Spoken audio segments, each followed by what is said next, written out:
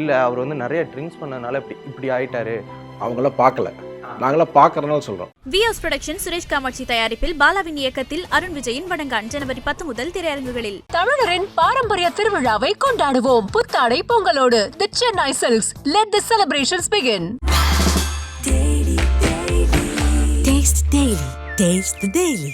அன்னைக்கு அந்த ஃபங்க்ஷனில் வந்துட்டு அவர் ரொம்ப வந்துட்டு உடம்பு சரியில்லாமல் இருந்தார், கையெல்லாம் வந்து ரொம்ப நடுங்குச்சு அப்படின்ற மாதிரி நிறைய பேர் ரொம்ப பரிதாபமாக வந்து விஷால் அவர்களை பார்க்குற மாதிரி இருக்குது. என்ன ஆச்சு அவருக்கு? அவருக்கு வந்து உண்மையிலேயே அன்றைக்கி வரும்போது 103, 104 ஜுரம். இப்போ வந்து பார்த்தீங்கன்னா இப்போ நிறைய இடத்துல அது இருக்குது. ஸோ குளிர் காய்ச்சல் வந்தாலே உங்களுக்கு சாதாரண சின்ன ஏசி ரூம் இருந்தாலே அந்த சிவரிங்லாம் இருக்கும். அப்போ தான் ட்ரிப்ஸ்லாம் ஏற்றிருக்காரு, இன்ஜெக்ஷன் போட்டிருக்காரு.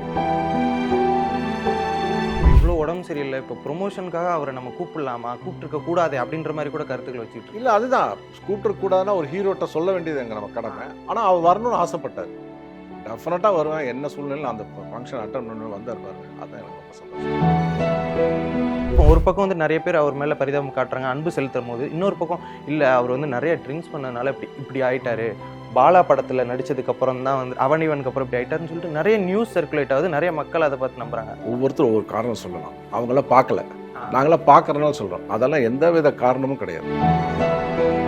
அதே மாதிரி இப்போ அந்த படத்தில் இருக்க அந்த ஆர்டிஸ்ட் நிறைய பேர் இப்போ நம்ம கூட இல்லை.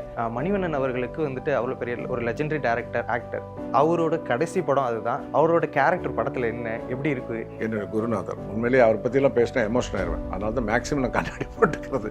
அவர் மட்டும் இல்லை, மனோபல சார். ஆனால் அவர் வந்து அரண்மனை 3 முடிச்சுட்டு அரண்மனை 4 நடிக்க வேண்டியது. அப்போவே எங்கே நடிக்க முடியலன்னு சொல்லி அப்போ ரொம்ப ஆக்டிவாக சந்தோஷமாக இருக்குவார். என்னமோ அப்படியே ஒரு மீடியமாகவே இருந்தார். டக்கட்ட சார் என்ன சார் பிரச்சனை? ஒன்றும் இல்லைடா, ஆல்ரைட், எல்லாமே நல்லா போயிட்டு சார் இப்போ அவரோட கேரக்டர் ஃபுல் ஃப்ளெஜ்டாக இருக்குமா, இல்லை அதில் பாதியில்? இல்லை. வணக்கம் சார். வணக்கம். எப்படி சார் இருக்கீங்க? நல்லா இருக்கேன் ராகுல். சார் நிறைய படங்களில் உங்களை நாங்கள் பார்த்துருக்கோம், ரொம்ப பரிச்சயமான ஒரு நடிகர். இப்போது எதற்காக இந்த இன்டர்வியூனா, மதகஜ ராஜா கிட்டத்தட்ட 2013 வர வேண்டிய படம் இப்போ வருது 12 வருஷம் கழிச்சு. எப்படி சார் ஃபீல் பண்ணுறீங்க? லேட்டாக வந்தாலும் லேட்டஸ்டான ஒரு படம்.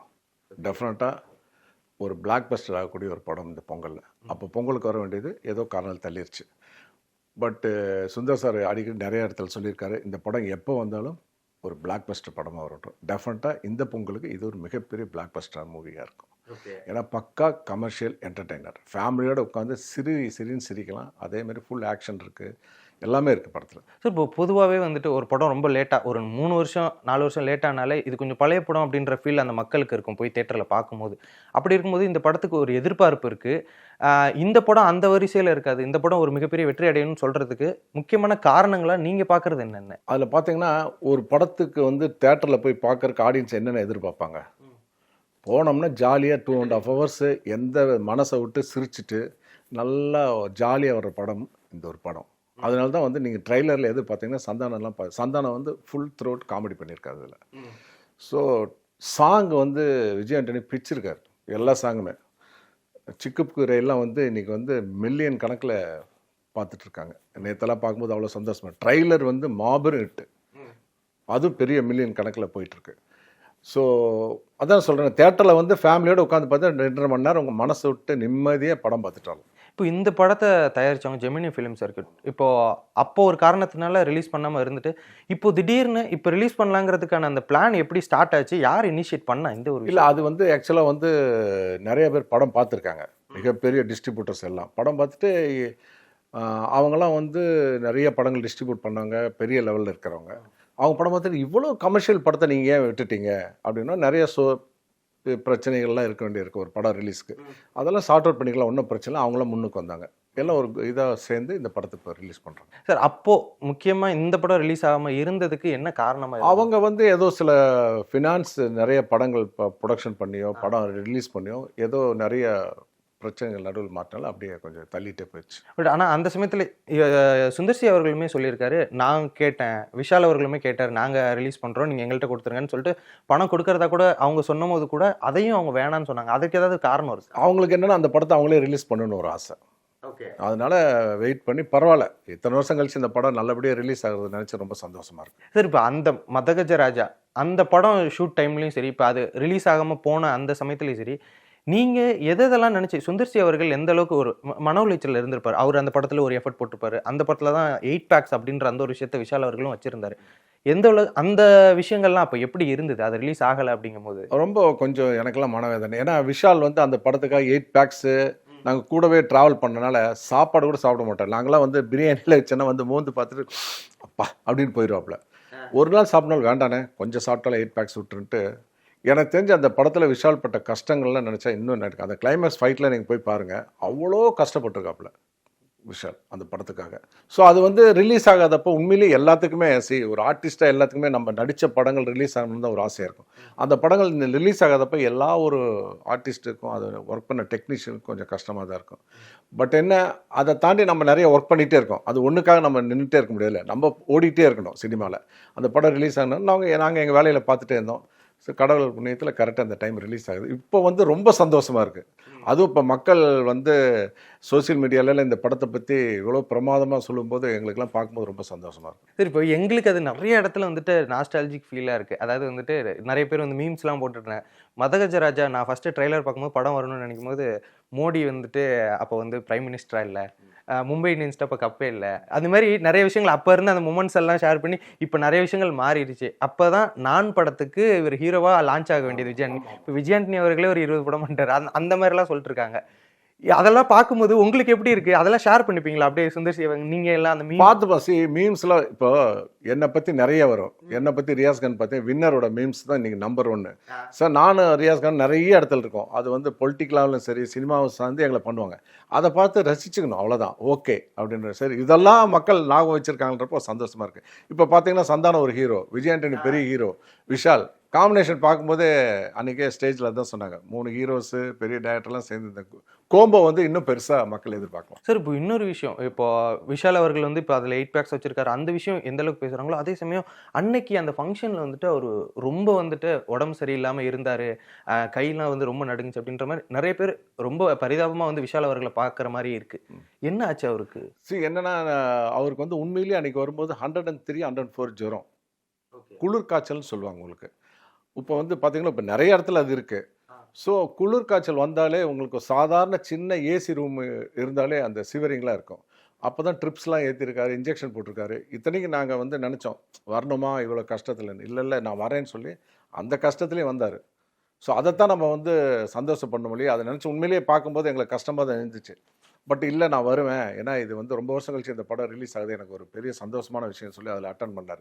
அதை நிறைய பேர் ட்ரோல் பண்ணி எழுதுறாங்க. சரி, எல்லாத்துக்கும் உடம்பு சரியில்லாமல் போகும், உங்களுக்கு போகும், எனக்கு வரும், அவங்க ஃபேமிலிக்கு வரும், யாருக்கு வேணால் என்ன வேணால் நடக்கலாம். அது நம்ம வீட்டில் இருந்துருவோம். இந்த மாதிரி ஃபங்க்ஷனுக்கு வரும்போது நம்மளே உடம்பு சரியில்லை ஒரு ஃபங்க்ஷனுக்கு போனால் என்ன இப்படி இருக்கீங்க என்ன சின்ன உடம்பு சரியில்லை இருந்தாலும் வந்தாங்கன்னு இந்த ஃபங்க்ஷனுக்கு சொல்கிறோம்ல, அந்தமாரி இந்த ஃபங்க்ஷனுக்கு வந்தது உண்மையிலேயே பெரிய விஷயம். அவர் அதை நினச்சி நான் ரொம்ப சந்தோஷப்பட்டேன். அவர் உடல்நிலை இப்போ சரியாயிடுச்சு, ஆல்மோஸ்ட் ஒன்றும் பிரச்சனை இல்லை, காய்ச்சல்லாம் கம்மியாயிடுச்சு, இஸ் ஆல்ரெடி. இல்லை இப்போ நிறைய பேர் இப்போ இவ்வளோ உடம்பு சரியில்லை, இப்போ ப்ரொமோஷனுக்காக அவரை நம்ம கூப்பிடலாமா, கூப்பிட்டுருக்க கூடாது அப்படின்ற மாதிரி கூட கருத்துக்கள் வச்சுக்கிட்டு இல்லை. அதுதான் கூப்பிட்டுருக்க கூடாதுன்னா ஒரு ஹீரோட்ட சொல்ல வேண்டியது எங்கள் நம்ம கடமை. ஆனால் அவர் வரணும்னு ஆசைப்பட்டார். டெஃபினட்டாக வருவேன், என்ன சூழ்நிலை அந்த ஃபங்க்ஷன் அட்டன் பண்ண வந்தார் பாருங்க, அதுதான் எனக்கு ரொம்ப சந்தோஷம்.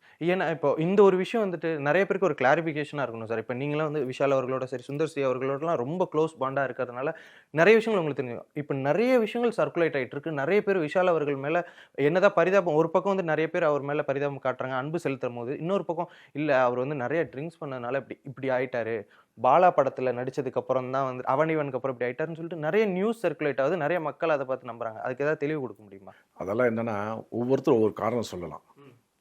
இப்போ அவங்களாம் பார்க்கல, நாங்களாம் பார்க்கறதுனால சொல்கிறோம். அதெல்லாம் எந்த வித காரணமும் கிடையாது. அதெல்லாம் நடித்ததுனாலையோ இல்லைனாலையோ உடம்பு சரியில்லாமல் போகிறது ஒரு மனுஷனுக்கு இயல்பு. இப்போ கொரோனா வந்த காலத்தில் ஏன் ஒரு கொரோனா வந்துன்னு கேட்க முடியுமா? அந்தமாரி அவர் இப்போ இஸ் பர்ஃபெக்ட், நல்லா இருக்கார். ஆமாம், அதெல்லாம் சும்மா எழுதுறவங்க எழுதலாங்க. என்ன ஒருத்தரை பார்த்து பரிதாபப்படுறது, ஒருத்தரை பார்த்து கிண்டல் பண்ணுறதுலாம் இப்போ ரொம்ப சர்வசாதாரணமாயிடுச்சு. எப்போ அந்த யூடியூப் சேனல் நிறைய ஆரம்பிச்சிடும்.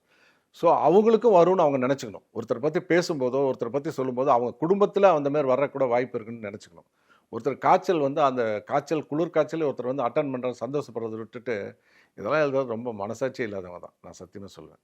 Is perfectly all right. இந்த விஷயங்கள்லாம் அவருக்கு தெரிஞ்சுதா விஷால் அவர்களுக்கு? இதெல்லாம் பார்த்தாரா? அது இன்னும் பார்க்காம இல்லையா? இந்த காலையில் போய்ட்டு போய் பேசிட்டு கூட வரும்போது கூட பேசிட்டு வந்தேன். ஒரு இன்டர்வியூ போயிட்டு இருக்கேன் தலைவன் சொல்லிட்டு வந்தேன். ஆமாம், இஸ் பர்ஃபெக்ட்லி ஆல்ரெடி பார்த்து ஒன்றுமே இப்போ நிறைய வருங்க. இப்போ யாரை பற்றி எழுதலை, சாதாரண ஆளுகளை பற்றி விடுங்க, பொது வாழ்க்கையில் இருக்கிற அத்தனை பேர்த்த பற்றியும் ட்ரோல் பண்ணுறாங்க, அத்தனை பற்றி எழுதுறாங்க. அதெல்லாம் நம்ம பார்த்துட்டு ஐயோ அப்படின்னு இருந்தோம்னா அடுத்த ஸ்டெப்புக்கு போக முடியாது. இதுவும் கடந்து போகும் தான் நம்ம வாழ்க்கை. அப்படி நினச்சிட்டோம்ல போதும், இதெல்லாம் யோசிக்கவே மாட்டோம். இதுவும் கடந்து போகும். நீங்கள் இங்கே இருக்கீங்க, நாளைக்கு திடீர்னு சினிமாவில் ஹீரோவாக இருக்கலாம், நல்ல கேரக்டர் ஆர்டிஸ்டாக உங்களுக்கு இப்போ இது. ஸோ இதுவும் கடந்து போகும்னு போகிறது தான் ஒவ்வொருத்தரோட வாழ்க்கை. அதை மைண்டில் ஏற்றுட்டோம்னா இதெல்லாம் நம்ம வந்து கவலையப்படக்கூடாது. சரி, இப்போது மதகஜ ராஜா இப்போ இந்த படத்தில் இருக்க இப்போ நிறைய விஷயங்கள் எப்படி சுற்றி மாறி இருக்கோ அதே மாதிரி இப்போ அந்த படத்தில் இருக்க அந்த ஆர்டிஸ்ட் நிறைய பேர் இப்போ நம்ம கூட இல்லை. மணிவண்ணன் அவர்களுக்கு வந்துட்டு அவ்வளோ பெரிய ஒரு லெஜெண்டரி டைரக்டர், ஆக்டர். அவரோட கடைசி படம் அதுதான் இப்போ ரிலீஸ் ஆக போகிற அவரோட கடைசி படம். அவரோட கேரக்டர் படத்தில் என்ன எப்படி இருக்கு? ஒரு ஆட்டோ டிரைவராக வருவார், என்னோட குருநாதர். உண்மையிலேயே அவரை பற்றிலாம் பேசினா எமோஷன் ஆயிடுவேன். அதனால தான் மேக்ஸிமம் நான் கண்ணாடி போட்டுக்கிறது. அவர் மட்டும் இல்லை, மனோபல சார். அவர் ஏன்னா அவர் வந்து அரண்மனை 3 முடிச்சுட்டு அரண்மனை 4 நடிக்க வேண்டியது, அப்போவே அங்கே நடிக்க முடியலன்னு சொல்லி அப்போ இறந்துட்டார். ஸோ இந்த மணிவண்ணன் சார் வந்து ஒரு ஆட்டோ டிரைவராக வருவார், த்ரோட்டாக வருவார் படத்தில். ஒரு ஹீரோவுக்கு சப்போர்ட்டான ஒரு கேரக்டர் வருவார். சூப்பராக இருக்கும். அவர் டைலாக் எல்லாம் ரொம்ப பிரமாதமாக இருக்கும். என்ன ஒரே ஒருத்தன் கடைசி படம்ன்ற சாரி, ரொம்ப வேதனையான ஒரு விஷயம். இப்போ அந்த சமயத்துலலாம் வந்துட்டு ஏன்னா அந்த வருடத்துல தான் அவருமே வந்துட்டு நம்மளை விட்டு பிரிஞ்சார் அப்படிங்கும்போது அதுதான் அப்போ கடைசி படம் அப்படிங்கும்போது அந்த சமயத்துல என்னென்ன விஷயங்கள்லாம் நடந்தது, ஏதாவது ஒரு மெமரிஸ் ஷேர் பண்ணிக்க முடியுமா? அவரோட முதல் படத்துல தான் நீங்களும் லான்ச் ஆனீங்க. கண்டிப்பாக. ஏன்னா அவர் வந்து ஃபர்ஸ்ட்டு ஜெய்ப்பூர் தான் வந்தார் ஃபர்ஸ்ட் டே ஷூட்டிங்கு. வந்தோடனே என்கிட்ட சொன்னது வந்து டே அமைதிப்படை 2 எடுக்கிறேன் அப்படின்னாரு. ஸோ அந்த படத்தை கதையெல்லாம் நாங்கள் பேசுவோம். காலையில் வாக்கிங் மெதுவாக போவார், அவர் கூட போவோம், ட்ராவல் பண்ணுவேன், பழைய கதைகள்லாம் பேசிப்போம், என்னென்ன லைஃப்ன்ட்டு நிறைய சொல்ல ஆரம்பித்தார். என்ன இவர் நிறைய எதோ சொல்லிட்டு இருக்காரு அப்படின்னு பேசுவேன். அப்போ தான் சொன்னார், அப்படியே போயிட்டுருக்கு லைஃப் அப்படின்னு சொல்லிட்டு இருந்தார். ஒரு பெரிய ஒரு ரொம்ப ஆக்டிவாக சந்தோஷமாக இருக்கவர். என்னமோ அப்படியே ஒரு மீடியமாகவே இருந்தார். நான் கேட்டேன், சார் என்ன சார் பிரச்சனை? ஒன்றும் இல்லைடா, ஆல்ரைட், எல்லாமே நல்லா போயிட்டுருந்தார். அப்போ தான் கடைசியாக பார்த்தது அவர் போகும்போது ஃப்ளைட்டில் இருப்போம். ஆமாம், அப்புறம் மதகஜா ஷூட்டிங்கில் ட்ராவல் பண்ணிட்டே இருந்தோம். வந்து நான் வேறு ஷூட்டிங்கில் இருக்கும்போது இது மாதிரி இறந்துட்டான்னு ஒரு நியூஸ் வருது. சார் இப்போ அவரோட கேரக்டர் ஃபுல் ஃப்ளெஜ்டாக இருக்குமா இல்லை அதில் பாதியில்? இல்லை, படம் முடிஞ்சிச்சு. படம் ஃபுல்லாக டப்பிங் ஒர்க் அவர் தான். ஆமாம், எல்லாம் முடிச்சிட்டார். சார் இப்போ ஒரு நடிகராக இப்போ வந்துட்டு ஒரு ஆக்ஷன் படம், ஒரு பயோபிக், இந்த மாதிரியான விஷயங்களுக்கு அந்த ரிஸ்க் எடுக்கிறது, அந்த 6 பேக் வைக்கிறது, உடலை வருத்திட்டு இருக்கிறது, ஒரு மிகப்பெரிய பட்ஜெட் படம்னா இது வந்து ஒரு கமர்ஷியல் மசாலா படம். இப்போ இந்த படத்துக்கு அவர் வந்து ஒரு 8 பேக்ஸ் அப்படிங்கிறது, அந்த டைமில் 8 பேக்ஸுங்கிறது ரொம்ப இப்போவுமே அது பெரிய விஷயம். அவ்வளோ ரிஸ்க் எடுக்கிறது, சுந்தர்சி அவர்களை வந்துட்டு விஷால் அவர்கள் நம்புறது, தென் அவங்களோட அந்த நட்பு பற்றி சொல்ல முடியுமா? அதுக்கப்புறம் கூட ஆம்பளை பண்ணாங்கல்ல? ஆமாம், அதுக்கப்புறம் ஆம்பளை பண்ணாங்க. என்னன்னா ஒரு டைரக்டர் ஹீரோவாக மீட் பண்ண போய் ஒரு பிரதர்ஸ் பாண்ட் வந்துருச்சு. ஏன்னா கிளைமாக்ஸ் ஃபைட் இப்படி பண்ணிக்கலாமா அப்படின்னு ஒரு சொன்னோன்னே, தாராளமாக பண்ணிக்கலாம் தலைவனா, அதுக்கு ஒர்க் அவுட் பண்ண ஆரம்பிச்சார். ஏன்னா ஆப்போசிட் வில்லன் வந்து சோனு சூத். ஸோ பேர் பாடியோட 2 ஃபைட்டு கிளைமாக்ஸில் வச்சா எப்படி இருக்குன்னு நினச்சி பாருங்களேன். ஒரு சோனு சூட், ஒரு விஷால், 8 பேக்ஸ் 2 பேருமே. அப்படின்றப்போ ஒரு பக்கா கமர்ஷியல் படத்துக்கு அது தேவைப்பட்டது. அதை சொன்னோன்னு ஒன்றும் பிரச்சனை இல்லை தலைவர், நான் பண்ணிடுறேன்ட்டு அன்றைக்கி என்னைக்கு சொன்னாரோ அன்னிலேருந்து ஒர்க் அவுட் பண்ண நார்மலாகவே பயங்கரமாக ஒர்க் அவுட் பண்ணுறவர் அவர். அது தெரிஞ்ச விஷயந்தான்.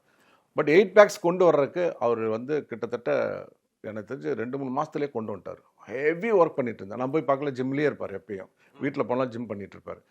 ஸோ என்னென்னா அதுதான் அந்த பாண்ட் வந்து அப்படியே பிரதர்ஸாக மாறிடுச்சு. அப்போ 2 பேரும் பிரதர்ஸ் தான் சொல்லுவாங்க, ஒரு கூட பிறக்காத தம்பின்னு தான் சொல்லுவார் சுந்தர். ஸோ அப்படி ஒரு பாண்டாக மாறிடுச்சு. எனக்கு ஒரு தம்பியாட்ட தான் மாறிட்டாப்புல அவரும். ஃபேமிலி ஆகிட்டோம் நாங்கள். We are look family no. No hero, no director, no co artist. We are like family. ஆக்சுவலாக அந்த விஷயம் தான் இப்போ ப்ரெஸ் மீட்டில் கூட தெரிஞ்சது. குஷ்பு அவர்கள் வந்துட்டு பின்னாடி வந்துட்டு கண்ணை மறைப்பாங்க. அதுக்கப்புறம் ரொம்ப நாளுக்கு அப்புறம் மீட் பண்ணிக்கிறீங்களா? ரொம்ப நாளைக்கு அப்புறம். நான் வந்து ஒரு 6 months முன்னாடி நடிகர் சங்கத்தில் மீட் பண்ணேன். முந்தைய ரெகுலராக மீட் பண்ணுவோம். நடிகர் சங்கத்தில் மீட் பண்ணேன். அவர் அந்த துப்பறிவாளன் 2 அதுக்காக கொஞ்சம் பிஸி அங்கே எங்கேயே போயிட்டு இருந்தார். அதுக்கப்புறம் 6 months கழிச்சு தான் நீங்கள் மீட் பண்ணுறோம். குஷ்பு மேடம் வந்து நடிகர் சங்கம் மீட்டிங் வர முடியல. இத்தனைக்கும் அவங்க கமிட்டியில் இருக்காங்க. அப்போ ஹைதராபாத் ஷூட்டிங்கில் வர முடியல. ரொம்ப நாள் கழிச்சு மீட் பண்ணாங்க. எல்லாமே பிரதர் சிஸ்டர்ஸ் லவ் தான் நாங்களாம். ஒரு family, we are like family. சரி, இப்போ ஒரு படம் வந்து ஒரு டேரக்டர் எடுக்கிறாங்க அப்படின்னா அது ஒரு கட்டத்தில் வந்துட்டு நின்று போச்சு அப்படின்னா அது அவங்களோட கிரியேஷன், அவங்களோட இமேஜினேஷன். ஓகே, இந்த படம் இப்போ வராது அப்படிங்கும்போது ஒரு 4-5 வருஷம் கழிச்சாலே அந்த ஒரு தாட்ஸ் வந்துடும். ஓகே, இந்த படம் இனிமேல் வராது அப்படின்னா அந்த படத்தில் இருக்க ஏதாவது யூஸ் பண்ண ஏதாவது விஷயங்களும் நம்ம அடுத்த படத்தில் எங்கேயாவது யூஸ் பண்ணலாமா அப்படின்ற தாட்ஸ் கூட சில கிரியேட்டர்ஸ்க்கு வரும். அப்படிங்கும்போது மதகஜராஜால இருந்த ஒரு விஷயத்த ஏதாவது ஒரு படத்துல அதுக்கப்புறம் யூஸ் பண்ணிட்டாரா? இல்ல இல்ல பண்ணவே இல்லை, எதுவுமே பண்ணல. ஏன்னா நாங்க மதகஜராஜா முடிச்சோடனே அப்படியே டிராவல் பண்ணிட்டோம். அரண்மனை, கலகலப்பு நிறைய போயிட்டோம் நாங்க. கண்டினியூ 2க்கு அரண்மனை 2, 3, 4. ஸோ அடுத்தடுத்த ஒர்க்குகள் போகும்போது உங்களுக்கு அது அப்படியே மாதிரி அந்த சீன்ஸ் எடுக்க மாட்டோம். ஏன்னா ஒரு அருமையான படத்தில் இருக்கிறது எப்படியா தான் ரிலீஸ் ஆகணும் ஒரு நம்பிக்கை எங்களுக்கு இருந்துச்சு. ஸோ அந்த நம்பிக்கை வீண் போல. ஸோ அதுலேருந்து எந்த வித இதுவுமே பண்ணலை. அது அப்படியே பேக் அப்படியே இருக்கும். சரி, இப்போ சந்தானம் அவர்கள் வந்துட்டு ஹீரோ ஆயிட்டார். அதுக்கப்புறம் தான் கரெக்டாக அந்த சமயத்தில் ஹீரோவெல்லாம் பண்ண ஆரம்பிச்சாரு. அந்த சமயத்தில் ஷூட்டிங் ஸ்பாட்டில் சொன்னாரா, நான் இனிமேல் காமெடியெல்லாம் விட்டுட்டு ஹீரோவை பண்ண போறேன் அப்படின்ற அந்த ஒரு விஷயம் அந்த சமயத்தில் இல்லை, அந்த டைமில் அவர் எதுவுமே சொல்லலை. எனக்கு ஆப்பர்ச்சுனிட்டி வருதுன்னு தான் சொன்னார். நிறைய பேர் தனியாக ஹீரோவை கேட்குறாங்க அப்படின்ட்டு. நல்ல கதை வந்தால் தாராளமாக பண்ணுங்க தலைவன் தான் சொன்னாங்க. அது ஒன்றும் தப்பு கிடையாது. இப்போ அவர் ப்ரெஸ் மீட் வரல, இப்போ அதுக்கப்புறம் ஏதாவது ப்ரொமோஷனுக்கு ப்ரொமோஷன் வர்றதுக்கு வாய்ப்பு இருக்குன்னு நினைக்கிறேன். நாளைக்கோ நாளைக்கு எடுக்க போகிறாங்க, வர்றதுக்கு வாய்ப்பு இருக்குது. சுந்தர் சி அவர்கள் படத்தில் வந்துட்டு அந்த ப்ரீ கிளைமேக்ஸ் அப்படின்ற அந்த ஒரு விஷயம் ரொம்ப சூப்பராக இருக்கும் சார். அந்த லாஸ்ட் 20 மினிட்ஸ் அப்படின்னா அது வந்து அவ்வளோ நேரம் சிரிச்சாலும் அந்த லாஸ்ட் 20 மினிட்ஸ் ரொம்ப சிரிப்போம். இப்போ மதகஜராஜாவில் கூட ஒரு விஷயம் சொல்லியிருந்தார். லாஸ்ட் 20 மினிட்ஸ் ஒரு போர்ஷன் இருக்குது, நீங்கள்லாம் வந்து குலுங்கி சிரிப்பீங்க தேட்டரில் அப்படின்ற மாதிரி சொன்னார். அதுக்கு அவர் எவ்வளோ எஃபர்ட் போடுறாரு. இப்போ அந்த மதகஜராஜாவில் அந்த விஷயம் எப்படி இருக்கும், நீங்கள் பார்த்துருப்பீங்க எப்படியும் காப்பி, அப்படிங்கும்போது அது எந்த அளவுக்கு என்ஜாயபிளாக இருக்கும்? செம்ம கிளாப்ஸாக இருக்கும் தேட்டரில். ஓகே, செம கிளாப்ஸாக இருக்கும். அது வந்து நம்ம வந்து சொல்கிறத விட அந்த விஷுவலாக பார்த்தா தான் நீங்கள் என்ஜாய் பண்ண முடியும். எப்பயுமே ஒரு கதை சொல்கிறது, காமெடி சொல்லும்போது தெரியாது. பட் அந்த காமெடி யார் நடிக்கிறாங்களோ அதுதான். இப்போ காமெடியில் வடிவேல் என்ன காமெடி நான் நடித்தேன்னா அப்படியே சிரிப்பே வராது. ஆனால் வடிவேல் சின்ன டைலாக் சொன்னாலும் சிரிப்பு வருது இல்லை, கவுண்டமணி என்ன ஆகட்டும், அந்த மாதிரி யோகி பாபாகட்டும், இவங்கெல்லாம் வந்து காமெடி சொன்னால் தான் நடிக்கும். அந்தமாரி விஷுவலாக பார்த்தா தான் சில என்ஜாய் பண்ண முடியும். அந்த விஷுவல் அதில் இருக்கும். அந்த ஃபைட்டுக்கு, கிளைமேக்ஸ் ஃபைட்டுக்கு முன்னாடி ஒரு விஷுவல், ஒரு காமெடி போர்ஷன் இருக்கு பாரு, எக்ஸ்ட்ரானரியாக இருக்கும். கண்டிப்பாக சார். முக்கியமாக மனோபாலா சார் காமெடி மிகப்பெரிய கிளாப்ஸ் கிடைக்கும் தேட்டரில். எல்லாருமே வெயிட் பண்ணி பார்த்துட்டு இருக்கோம். தென் இவ்வளோ பெரிய வரவேற்பு இருக்குன்னு நீங்கள் நினச்சிங்களா? சோஷியல் மீடியாவில் அவ்வளோ பேர் வெயிட் பண்ணிட்டு இருக்காங்க, நான் இந்த படத்துக்கு தான் போகிறேன்னு சொல்கிறாங்க. இதெல்லாம் கிடைக்கும் நீங்கள் நினச்சிங்க? 100%. சுந்தர் சார் அன்னைக்கு சொன்னார், இந்த படம் எப்போ ரிலீஸ் ஆனாலும் பிளாக் பஸ்டர் அப்படின்ற நம்பிக்கை எங்கள் எல்லாத்துக்கும் இருந்துச்சு. Sir we are waiting. Thank you so much. நிறைய விஷயங்கள் பகிர்ந்துக்கிட்டீங்க. உங்களுடைய நேரத்திற்கும் கருத்திற்கும் நன்றி சார். ரொம்ப தேங்க்ஸ் ராகுல். சினி உலகத்துக்கு என்னுடைய நன்றி. Thank you so much. VS production Suresh Kamatchi தயாரிப்பில் பாலாவின் இயக்கத்தில் அருண் விஜயின் வடங்கான் ஜனவரி 10 முதல் திரையரங்குகளில். தமிழரின் பாரம்பரிய திருவிழாவை கொண்டாடுவோம் புத்தாடை பொங்கலோடு. The Chennai Silks. Let the celebrations begin. Taste the Daily.